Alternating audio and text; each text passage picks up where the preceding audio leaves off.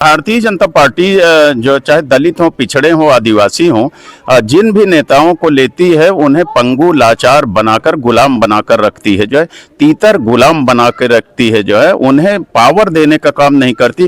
Bharatiya Janata party में दलित, पिछड़े, आदिवासी जितने भी नेता गए हैं उनकी एक सिपाही नहीं सुनता, एक दरोगा नहीं सुनता, एक इंस्पेक्टर नहीं सुनता, तहसीलदार नहीं सुनता, एसडीएम नहीं सुनता, डीएम नहीं सुनता।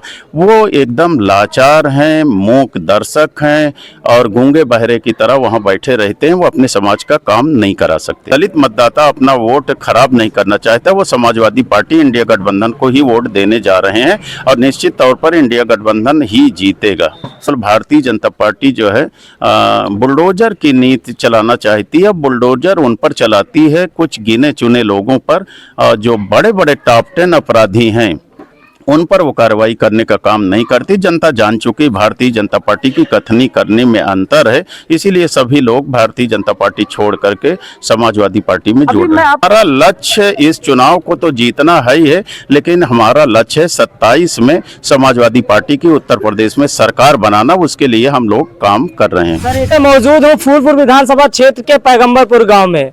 जिस तरीके से पिछली रिपोर्ट में हमने दिखाया कि फूलपुर विधानसभा सीट को जिताने के लिए समाजवादी पार्टी के कई कद्दावर नेता क्षेत्र में उतर चुके हैं। कल की रिपोर्ट में हमने दिखाया कि किस तरीके से चौधरी लोटन राम निषाद जी गांव-गांव में जाकर के सपा के प्रत्याशी मुस्तफा सिद्दीकी के लिए वोट मांग रहे हैं। तो आज हम आपको मिलवाने वाले हैं समाजवादी पार्टी से फूलपुर विधानसभा सीट से चुनाव प्रभारी बनाए गए पूर्व मंत्री और वर्तमान विधायक श्रीमान इंद्रजीत सरोज जी।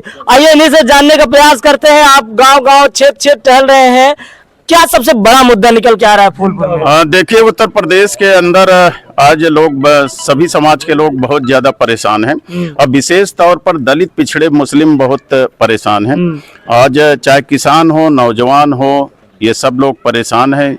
हमारे नौजवान बेरोजगारी से परेशान हैं, किसान डीएपी न मिलने से परेशान है, छुट्टा जानवरों से परेशान है, उनकी फसल का जो है मूल्य नहीं मिल पा रहा है। 2300 रुपये कुंटल धान का रेट घोषित है, लेकिन 1700 में बैसों के हाथ में, बनिया के हाथ में बेचने के लिए किसान आज मजबूर है।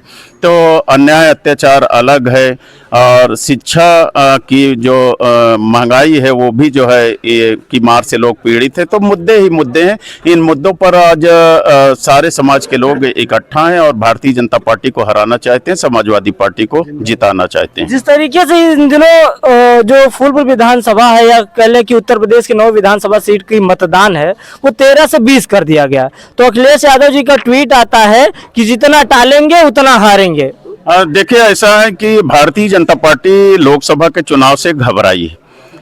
उत्तर प्रदेश की जनता ने इंडिया गठबंधन को इधर बहुमत देने का काम किया और भारतीय जनता पार्टी गठबंधन को हराने का काम किया। भारतीय जनता पार्टी बहुत घबरा गई है।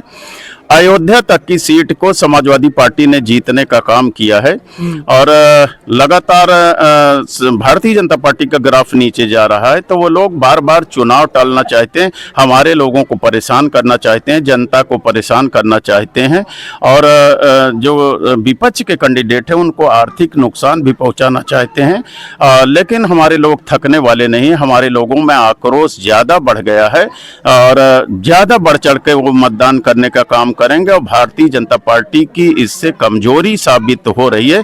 इसलिए हमारे साथ और वर्ग के लोग जुट रहे हैं और समाजवादी पार्टी चुनाव जीतने जा रही है 9 की 9 सीट में।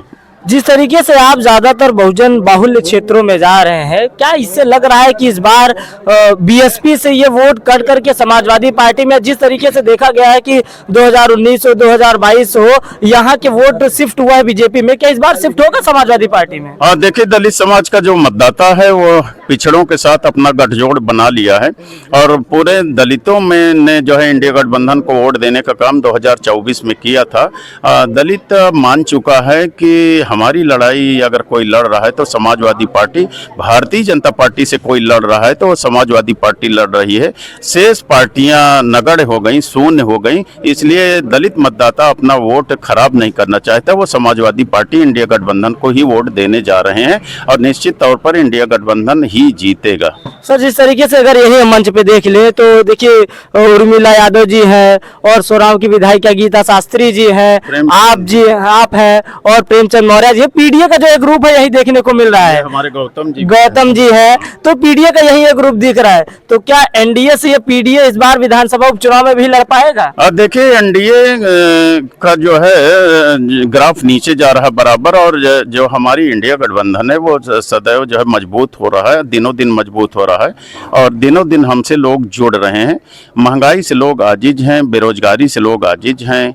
आज जो किसान को डीएपी खाद नहीं मिल रही उससे परेशान हैं, तो सभी वर्ग के लोग भारतीय जनता पार्टी में परेशान हो रहे हैं। भ्रष्टाचार चरम पर है, अन्याय अत्याचार चरम पर है, वो उसमें कोई रोक लगाने वाला नहीं है। केवल भारतीय जनता पार्टी जो है बुलडोजर की नीति चलाना चाहती है। बुलडोजर उन पर चलाती है कुछ गिने चुने लोगों पर, जो बड़े बड़े टॉप 10 अपराधी हैं उन पर वो कार्रवाई करने का काम नहीं करती। जनता जान चुकी भारतीय जनता पार्टी की कथनी करने में अंतर है, इसीलिए सभी लोग भारतीय जनता पार्टी छोड़ करके समाजवादी पार्टी में जुड़ रहे हैं। मैं आपका एक भाषण अभी यहीं पे नुक्कड़ सभा में आपका भाषण सुन रहा था, आपने कहा कि भारतीय जनता पार्टी में दलितों का सम्मान कभी नहीं हो सकता है, जो सम्मान है वो समाजवादी पार्टी में है। क्या देखिए भारतीय जनता पार्टी जो चाहे दलित हो, पिछड़े हो, आदिवासी हो, जिन भी नेताओं को लेती है उन्हें पंगु लाचार बनाकर गुलाम बनाकर रखती है, जो है तीतर गुलाम बना के रखती है, जो है उन्हें पावर देने का काम नहीं करती। भारतीय जनता पार्टी में दलित, पिछड़े, आदिवासी जितने भी नेता गए हैं उनकी एक सिपाही नहीं सुनता, एक दरोगा नहीं सुनता, एक इंस्पेक्टर नहीं सुनता, तहसीलदार नहीं सुनता, एसडीएम नहीं सुनता, डीएम नहीं सुनता।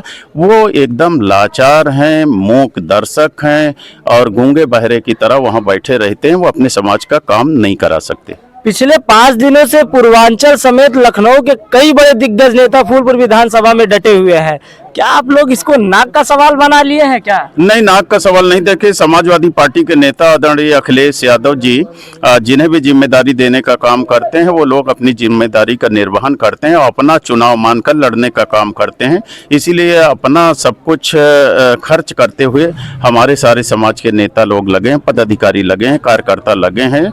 हम लोग जूझ के लड़ रहे हैं। हमारा लक्ष्य इस चुनाव को तो जीतना है ही है, लेकिन हमारा लक्ष्य है 27 में समाजवादी पार्टी की उत्तर प्रदेश में सरकार बनाना। उसके लिए हम लोग काम कर रहे हैं। सर, एक आखिरी सवाल, जिस तरीके से प्रत्याशी की घोषणा होती है उसको लेकर के काफी ज्यादा विरोध भी देखा गया। आपके ही आवास के बाहर कुछ लोगों ने, अब वो समाजवादी पार्टी के थे, भारतीय जनता पार्टी के थे, वो हम पुष्टि नहीं करते, उन लोगों ने विरोध जताया। क्या वो डैमेज अब कंट्रोल हो चुका है? देखिए टिकट के समय तक केवल लड़ाई हमारी पार्टी में रही थी। टिकट मिलने के बाद खत्म हो जाती है। हमारे प्रेमचंद कुशवाहा जी हैं, खड़े हैं, ये भी टिकट के दावेदार थे, लेकिन इन्होंने जब से टिकट घोषित कर दिया अखिलेश जी ने तो इन्होंने कोई विरोध नहीं किया, बराबर से वो जिम्मेदारी का निर्वहन कर रहे हैं। हो सकते हैं कुछ लोग हों जो है वो लोग अपना विरोध प्रदर्शन किए हों तब जब टिकट नहीं मिला था। आज की तारीख में कुछ ऐसा नजर नहीं आ रहा। समाजवादी पार्टी एकजुट होकर के लड़ रही है। समाजवादी पार्टी पूरी तरह से जो है एकजुट होकर लड़ रही है। इंडिया गठबंधन भी जो है एकजुट है। कांग्रेस पार्टी का भी समर्थन यहाँ पर है। अब पूरे देश में गठबंधन चल रहा है, वो 27 और 29 तक चलता रहेगा। जब तक भारतीय जनता पार्टी को देश प्रदेश से भगा नहीं देंगे, सरकार को हटा नहीं देंगे, तब तक ये गठबंधन। अभी आपने एक चीज मेंशन किया, उसको लेकर के एक सवाल है कि कांग्रेस पार्टी आपके साथ है, जबकि यही के पूर्व जिला अध्यक्ष मैदान में उतर चुके हैं, सुरेश चंद्र यादव जी। देखिए कांग्रेस पार्टी के जो यादव जी जिला अध्यक्ष थे, उन्होंने अनुशासनहीनता किया तो उन्हें कांग्रेस पार्टी ने जो है बेदखल कर दिया है और कांग्रेस पार्टी ने उन्हें निकालने का काम किया, हटाने का काम किया है। कांग्रेस पार्टी पूरी तरह हमारे साथ है और पूरे देश में हमारा गठबंधन चल रहा है।